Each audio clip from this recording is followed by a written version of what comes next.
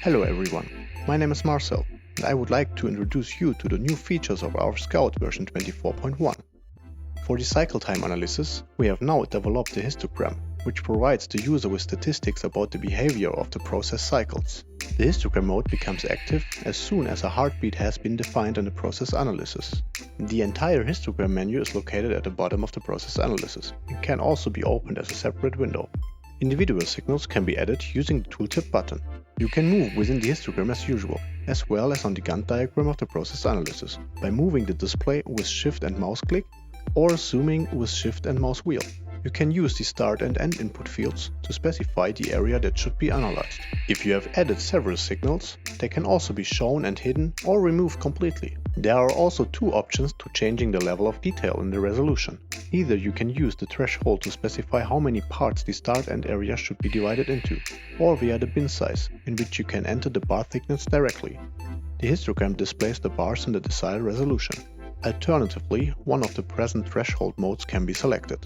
In the display options, you have the option to personalize your view, for example by placing a curve over the histogram. The finished histogram can then be printed, or you can take a screenshot. Another new feature in process analysis is the manual recalculation of the PA via a push button.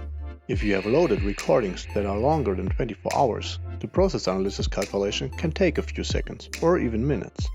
So that a complete recalculation is not carried out at every time the structure node or actuators are changed, but perhaps centrally after a few changes has been made, this calculation can be switched to manual.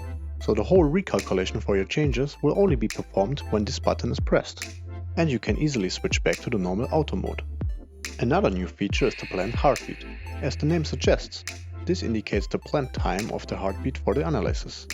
The defined value is displayed as a blue line in the average cycle time mode and in the histogram. This makes it even quicker to visually compare how your analysis compares to the planned heartbeat. The next feature I would like to introduce to you are the process analysis cycle timing groups. In average cycle time mode, it may well be that, for example, the cycles of one robot A do not start at the same time as those of another robot B, which defines the heartbeat. In order to be able to evaluate robot A in terms of its relationship to the heartbeat, its clock can now also be set to 0 via the cycle timing group. Simply select the clocking actuator in the cycle time group, and the robot's process is displayed in average cycle time mode from 0. Another feature is the ability to display the duration of the active signal states directly in the analysis to make the analysis even easier.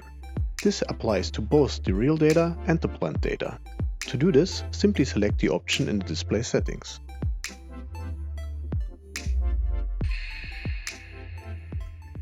And as a final feature, we introduced the average calculation mode switch.